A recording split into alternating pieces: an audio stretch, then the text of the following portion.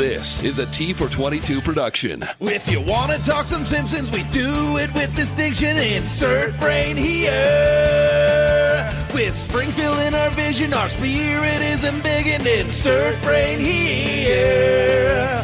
Flanders, Quimby, Otto, Man, the Hasabima, Battle on. Insert brain here. We've got Simpsons to ponder. Here comes David and Connor. Insert brain here. Welcome back to Insert Brain Here, a Simpsons podcast. I'm your host David, and with me, as always, is my co-host Connor. I was going to try and do it the sound of a... Oh, like the bat hitting the ball. That's right, it's Home Run Connor. Always home running these fucking podcasts. Beautiful, beautiful. Today we're talking about Homer at the Bat. We are indeed, with the original air date 20th of February 1992. Very We're nice. at the end of February. Just after Valentine's Day. Beautiful, beautiful. And nothing says love like baseball or softball or whatever. Yeah, some pish. Some American nonsense. Aye. So, Connor. Yes, David? Kindly regale me with a recap of this episode, please. I'll knock it out of the park. Oh, well done with the appropriate jargon. The general premise of this episode, David, is that Homer creates a special baseball bat. Lightning hits his tree and he creates a special baseball bat, and that leads to him signing up for the Springfield Nuclear Power Plant softball team. And he starts hitting some Homer home runs. Aye. With his special bat, to the point where they get through to, I think it's the finals, or the quarterfinals, or the semi-finals or something. Yeah. And Mr. Burns hears about this, and he makes a bet with the owner of the Shelbyville Nuclear Power Plant. A bet for $1 million to see who'll win. And Mr. Burns, not wanting to lose, even though he's got plenty of money, he's just wants to win. Doesn't want to lose, is a sore loser, I suppose. Hires 9 professional baseball players to start working at the power plant and to replace the current team of actual employees, including Homer. Mm-hmm. And then the night before the big game, 8 of the 9 baseball players is taken off by some kind of pinned for a crime, lost in a magic hole, radiation poisoning, gigantism, you name it, to where the actual member, the people who got to the semi-finals actually have to play again, besides Homer, because Darryl Strawberry, who replaced Homer, is fine. And then Mr. Burns takes Darryl Strawberry out of the game, the softball game, and he puts Homer back in, because he thinks he's doing such a good job coaching. And Homer, now without his home run bat, because it got destroyed when he was training with the actual athletes, gets hit in the head because he's too busy looking at Mr. Burns do some crazy signals. And that is enough to win. And that is a general summary of Homer at the Bat. Not a bad recap if I do say so myself. Very good. Good. Concise recap there. Okay, David, I know that in previous episodes of Insert Brain Here, you and I have been rather critical of sports episodes. We have indeed. Especially baseball episodes and other American sports episodes. Yes. I'm thinking Dancing Homer. Me too. With that being said, Uh-huh. I love this episode. Yeah. I'm also a big fan of this episode, despite the fact that the main artwork that you tend to see for this episode only conjures up images of Dancing Homer. Yeah. Because he's basically wearing almost exactly the same uniform. I know the artwork you're talking about, but could you describe it for the audience, please, David?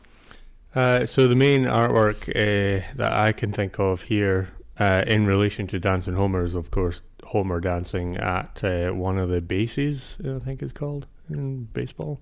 Yeah. And in this, he is also standing at one of the bases, not doing a stupid dance pose, but standing at a similar base, if not the same. I'm not entirely certain. I do not know baseball. all that well, but it does Home conjure base, up the I same. think, is where he's standing here. He And then probably he is. runs to. You're at home base, and then you run to first, second, third, and back to home. Yeah, I think it's home base that they bat from as well, isn't it? So It that is, would make it is. sense. All of my baseball knowledge comes from the Naked Gun movie, which is whatever one is a baseball movie. Yeah. One of the three, not Yeah. the third one, because that's the Hollywood one. Yes, it is. It's is it 33 and a third. 33 and a third? That was it. Yeah. It's either the original or it's 2.5. I feel like it's 2.5 I think it's 2.5 as well. because that's the one where the Queen's in the stands. No, wait, it's the first one, because that's one where he replaces the. Oh, the mascot. He replaces the opera singer and he sings the national anthem. Oh fuck! So he does. Does he not end up the mascot at one point? Yeah. I think He ends up does. fighting someone, You could also be thinking of. or did he end up fighting the mascot? You could be thinking of Spy Hard. I You could be thinking of Dracula, Dead and Loving It, Airplane, Naked Gun, Hot 1, 2, or Shots. 3, Hot Shots. You could be thinking of Spider Scary the Movie, Dragon. I Scary don't know, Movie 3, anything. 4, and 5. Anything. You could be thinking of a superhero movie. Leslie Nielsen. Not another teen movie. No, I'm naming ones that Leslie Nielsen was in. I'm aware. I'm just You're just firing naming out everything. But I think that what's great about this episode is that it's not only is it good in its setup, right? Because Homer's actually good at baseball. Yeah.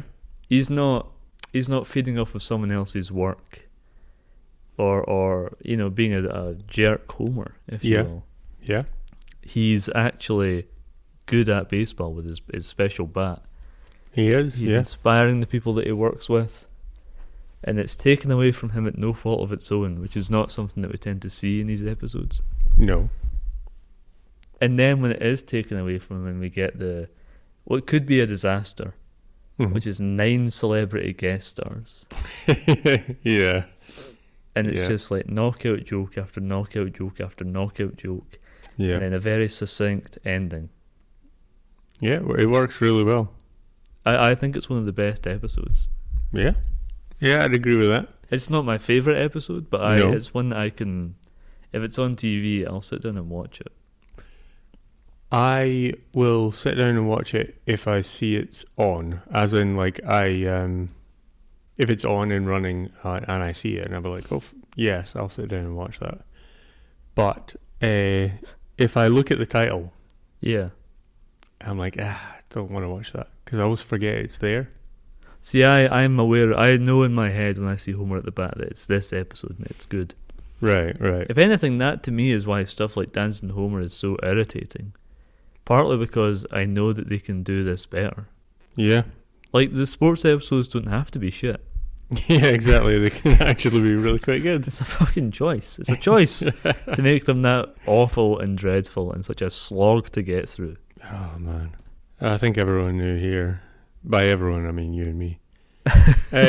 Knew here The entire the Dancing insert Homer brain- was going to have to get brought up for this episode. The entire insert brain here cast and crew knew that it had to be brought up, and by that I mean me, you, and that gorilla. Yeah, aye.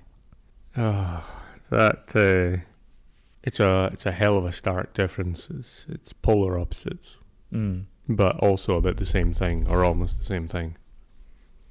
I wouldn't say they're the same thing. One is Homer being a buffoon and dancing. Mm-hmm. No, but And I the mean, others- also it's a difference between Homer dancing at professional baseball games. You know what the vibe that this brings? what's It's a League of Their Own. that? Okay, yeah, Because I haven't seen it in a long time, if I've seen it at all. But that's Tom Hanks and Gina Davis, and that isn't like a big baseball team. That's like a softball, small league, little league sort little of league, situation, small league. whatever. They're not playing as athletes to win the big game Mm-hmm. and make billions of dollars. Or Yeah, millions yeah. of dollars or whatever. And they get sponsorships and all that. They're playing for low stakes. It's a personal victory. Yeah. And that's what I like. Yeah. I have to admit, when it comes to like live action sports movies and things like that, Yeah. that's typically the side of things that I tend to fall on as well. Yeah. Smaller, lower stake sort of sports movies. I don't particularly enjoy big league sort of movies. If it has something like that in it, like Yeah. they end up in the big leagues or whatever, something along those lines, then that's slightly different. I'm trying to think of any sports movies that I really enjoy. The only two that are coming to mind Mm-hmm. for some reason are the 1970s science fiction film Rollerball with James Caan Yeah, yeah. and the Elliot Page starring Drew Barrymore directed Whip It. Right, aye. I like Bend It Like Beckham, which is, again, that's low stakes. Yeah. And I like hold on. Dodgeball, that's alright. Yeah, that is a pretty good movie, pretty good comedy. Yeah, aye. But even the first Rocky film, that's a pretty low stakes fight. Yeah, It's, I mean, I like Rocky 4 as much as the next person when he's fighting the country of Russia, but I think it loses something. yeah, I would say so. Yeah, He's fighting the concept of communism for some reason. yeah. David, I think it's time for Eye on Springfield.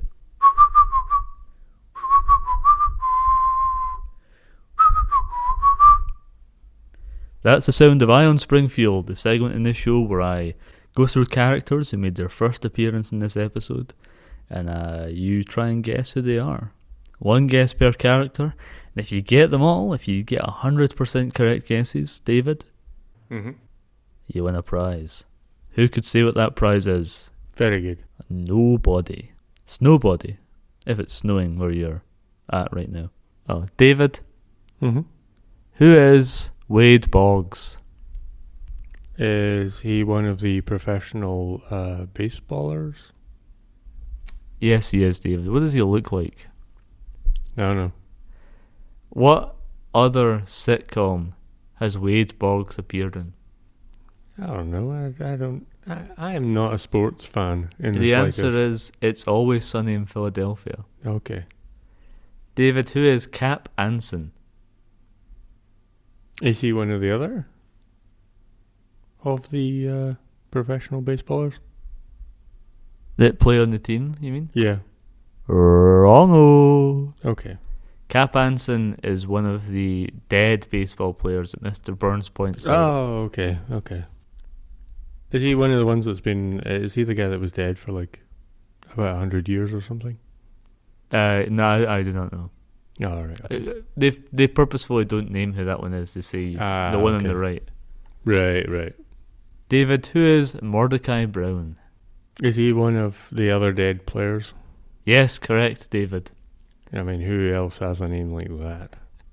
David, who is Roger Clemens? Is he one of the players that's alive and playing the game? He is, David. Well done. Mm-hmm. You know what would have been a better way of doing this, rather than saying what do they look like? What happens to them? Because they all get a special comeuppance. Does Clemens get the big brain thing? No, The David. giantism? I guess you got that one wrong. Roger Okay. Clemens is Chicken Man. Oh, okay. David, who is Jim Crichton? Jim Crichton. Guessing one of the baseball players, but I don't know who. Living or dead? I'm going to go with dead. Correct, David. You have to specify when you say baseball player. Yeah. David, who is Jose Canchesco? Francesco. That's another one of the baseball players, I think. And I'm going to go with dead. Living, David. Fuck. Okay. What do you think happens to Jose? I don't know. I thought he was dead. If he was a living baseball player, what do you think his... Francesco.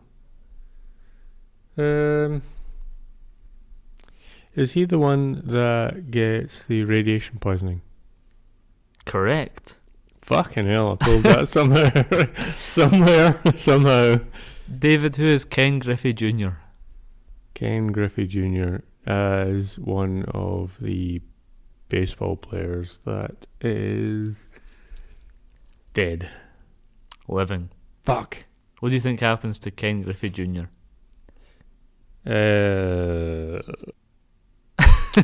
Giantism? Correct, David. Fuck! How am I getting this?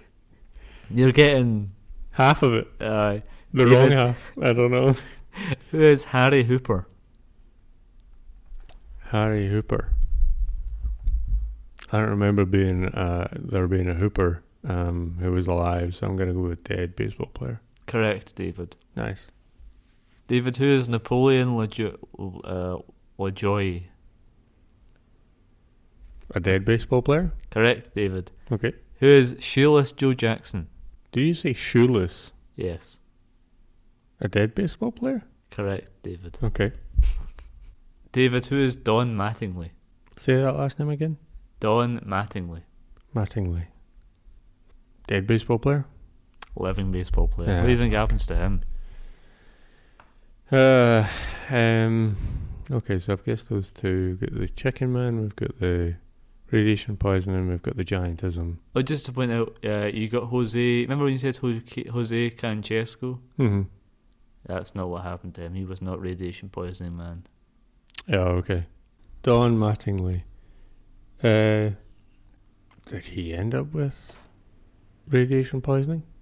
No, David. Don Mattingly had to shave his sideburns off. Oh, that was that guy. That's that guy. Right, okay. David, who is William Pitt? I feel like he might have been an alive baseball player. William Pitt is a former British Prime Minister. Okay, fair enough. Nicely snuck in there. He's mentioned in the episode. I know. I meant just snuck in the middle of all the baseball players. Yeah. Uh-huh. David, who is Lord Palmerston? I don't know. I outside of the baseball players, I don't recollect any new people in this. David, Lord Palmerston is the other former British Prime Minister that Barney and another player are arguing over. Oh, right. I think it's Wade I Boggs. forgot that's how they were in there, and I'm glad you didn't mention how they were in there, otherwise I might have remembered this guy. David, who is Aaron Presley? Just bringing that one back. David, who is Steve Sachs? It's one of the alive baseball players, isn't it? Correct, David. I'm going to change this one up. What is Steve Sachs doing when Waylon Smithers recruits him? Is he the guy that's over at Aaron Presley's residence with the 3 TVs taking a picture? No, David. Okay. Steve Sachs is playing in a jazz band called the Steve Sachs Trio. Right. Yeah. Never even thought about that part. David, who is Mike Skioska? Is he an alive baseball player? Correct. How are we doing this one? What was his affliction? Have we concurred that we don't actually have a radiation guy? Yes. Was he radiation man? Yes. Yeah, okay. David, Nice. who is Ozzie Smith? Is he an alive baseball player? Correct, David. What happens to old Ozzie? What have we got? Was he the burning building guy? No, he falls into a bottomless mystery pit. Oh, that's the guy. Right. David, who is Gabby Street? That was the guy that was At the Elvis thing. at the Yeah. Aaron thing. Oh, yeah, sorry, Aaron Presley. How could I forget? My good friend Aaron Presley. Yeah. Mm. Who's who? Sorry. Who is Gabby Street? Gabby Street. Is that a dead baseball player? Yes, David, correct. Nice. Who is Pie Trainer? What? Pie Trainer. Is that a dead baseball player? Yes. Right. Who is Honus Wagner? Is that a living baseball player? Dead baseball player. Oh, okay. David, who is Darryl Strawberry? That's he's an alive baseball player, right? Yes. Right. What happens to Darryl? He plays in the game, doesn't he? Correct, David. Nice. Who is Mystery Spot Employee? Mystery spot employee. Where the fuck is Mystery Spot? And what? Who is Mystery Spot employee? Is he the employee at the place where the guy falls into the forever falling pit? Yes, David, that is Yes. correct. David, who is house fire victim? That's the bitch that gets the guy to go in repeatedly into the burning building and make sure that the dryer sits on the right. Correct, David. Lastly, who is Graceland guide? That would be the Aaron Presley guide. This guy knows his Aaron Presley. I do now. That's us. That's the end of Ion Spilled. Beautiful. Clap sync. David, what's that noise? I'm not entirely certain. Open up the little hole in the door. Little hole in the... Open up the little hole in the little door in the hole in the wall. On the ground. Mouse hole. Mouse door. Small. Small hole door. Small door. Hole. Open up the floor. door in the mouse hole, David, please. My God. Those 3 blind mice are playing 3 blind baseball games. Wow. They're swinging bats at balls, and they've got a little blind pitcher, a little blind batter, and a little blind catcher. Fielder, isn't it? What? A fielder, the catcher. No, the catcher is the guy who crouches behind the that swinger. guy. That's the Right. catcher. With the catcher's mitt. They've swung their baseball bat, and rather than hitting a baseball to me, they've instead batted to me a roll of trivia. Ooh. What does it say? Lay it on me. Don Mattingly, who was forced to shave off his sideburns by Mr. Burns, would later have an actual haircut controversy. Huh. The coaching staff of the New York Yankees forced him to cut his long hair, and he was briefly dropped from the team lineup for not doing so. Huh. It was believed at one point that this joke was a reference to that, but it was recorded 1 year before it happened. Wow. Is this one of the first few instances of... Oh my God, it's part of our Simpsons? recurring segment. They've went and predicted this shit. Our recurring segment, damn, they predicted that shit. Yeah. Or whatever it was called when we did it last in season 1. Yeah, that's correct. Oh God, I just remembered. Mm. Halt! Stop the podcast!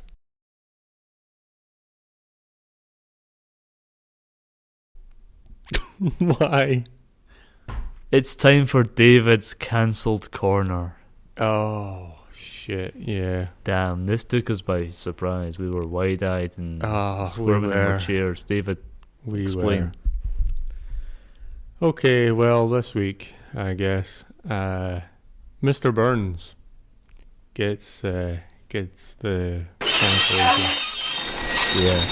Because of his comment of when he's like, oh, get them from the baseball league, the big leagues, the N-word league.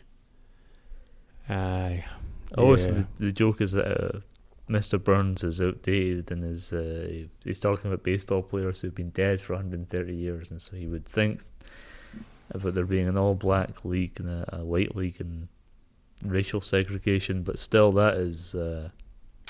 That's a joke that didn't really need to be there. eesh. They could have just left it as those players are 130 years already under the grave, in the grave. Yeah, I mean, Smithers doesn't even react No. to him saying that. No. Which kind of says a bit more about Mr. Burns as well. Yeah. And his datedness, I guess, Yeah. would be the nice way of putting it. It's upsetting to say the least. Yeah. Well, let me unpump the brakes. Okay. Let me let's release get the this thing brakes going. from the wheels of the podcast. Chugga, chugga, chugga. Staying in. Choo choo. Among the players that Burns initially wanted Smithers to round up, Mm-hmm. is Jim Crichton. Okay. He was considered baseball's first star and died in 1862. Is that a guy that was 130 years dead? No, 1862? Yeah, it would have been. Yeah, it would have been. Yeah, maybe that was the guy. It would have been, 1862. Yeah, it is 130 Perfect. years from 1992. Wow. Was his name in Iron Springfield? Don't know. Neither do I. Someone check. Aye. Not us. I'm looking at, when I was looking at the IMDb trivia earlier, right, I found one that I took umbrage with. Oh, okay. The trivia read, this marks one of the very few times where Mr. Burns remembers who Homer is and even remembers his name. Okay. However, the general rule for the gag, Mm-hmm. where Mr. Burns asks Smithers and Smithers says, Homer Simpson, sir, and Mr. Burns says, Simpson, eh? Yeah. Is that it resets between episodes. Yeah. So if Mr. Burns, for example, in this episode, says to Smithers, who is that player Simpson, eh? Which he does when he's naming players who are bad at the game. Yeah. Bad players and not all-star players. Yeah, yeah. From that point on, in this episode, he knows who Homer is. Yes. So later on, when he says, Homer, you're up, Yeah. that's not him remembering who Homer is. That's that's him remembering this episode, who Homer is. That's the bit, that's the gag. Yeah. It's like you said, every episode it starts over again, and during the episode, on multiple occasions, on multiple other ones, he's remembered who Homer is during the episode, but after he's already found out who Homer is. But anyway, that was something that bugged me. Yeah, I can see why. That bugs me. Mike Skioska said he accepted the guest spot in half a second. Alright. Ozzie Smith has stated that he wants to come back and guest star on the show again Nice. so that he can get out of the Springfield mystery spot. Alright, okay. There was a commercial, or an advert as we would call it, for the episode that aired on TV, which showed Barney and Wade Boggs getting into a burping contest. Oh, okay. That's always not a scene in the episode. No. Interesting. Yeah. Initially, it was thought when they were going to get a bunch of Major League Baseball stars that they would probably get about 3. They doubted they would manage to get 9 players, but... Nice. You still managed it. Yep. And the episode was then recorded over a period of 6 months. Wow. Each player recorded their part in roughly 5 minutes and spent the next hour writing autographs for the staff. Of course. You can tell that the Simpsons writers and staff are all pretty big sports fans. Oh, especially John Schwartzwelder, who wrote this episode. Yeah, yeah. Every single baseball player was very cooperative with the show, with the exception of Jose Canseco. Okay. It was said that he tried to intimidate the staff and disliked the original part and insisted that it be rewritten. He wanted to be depicted, David, as being as heroic as possible. He is the guy that went into the burning building then. He is.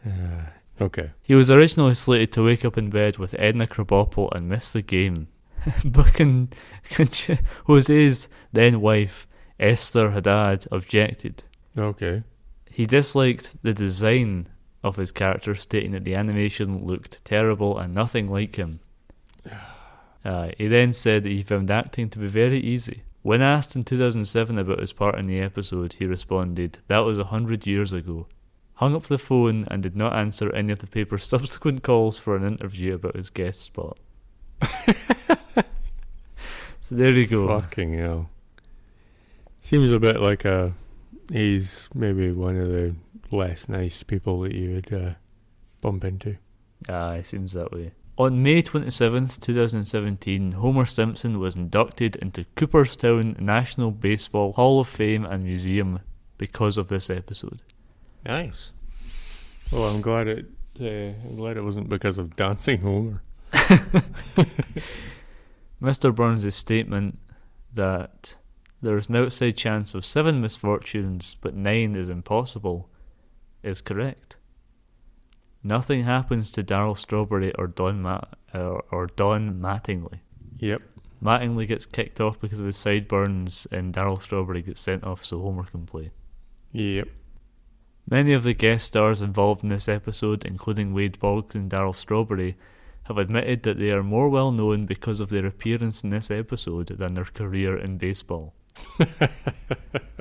The same can also be said for musician Terry Cashman, who performed the end credits song Talking Softball, a parody of his own song Talking Baseball.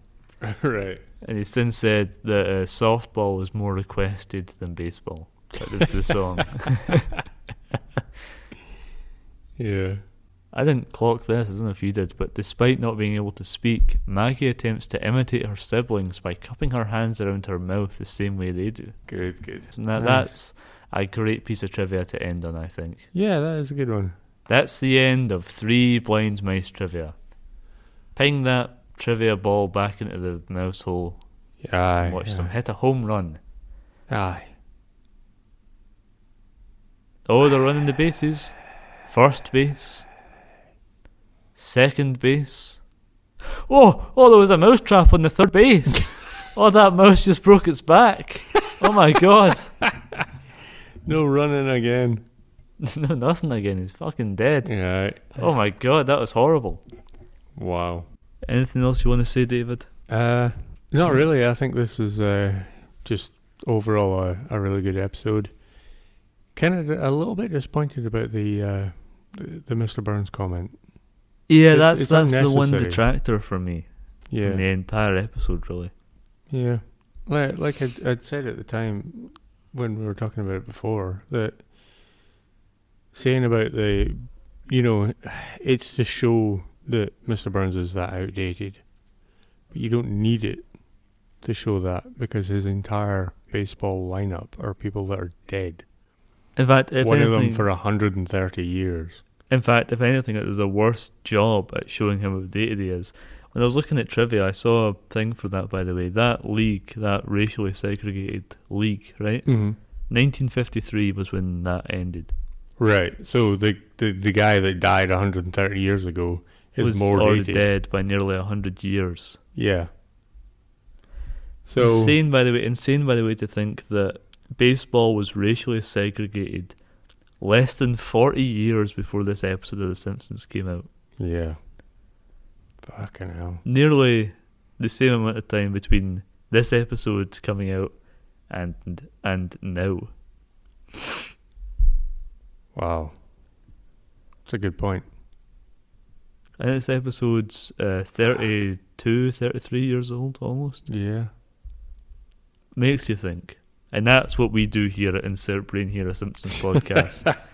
We make you think. While simultaneously killing Making some you brain stink.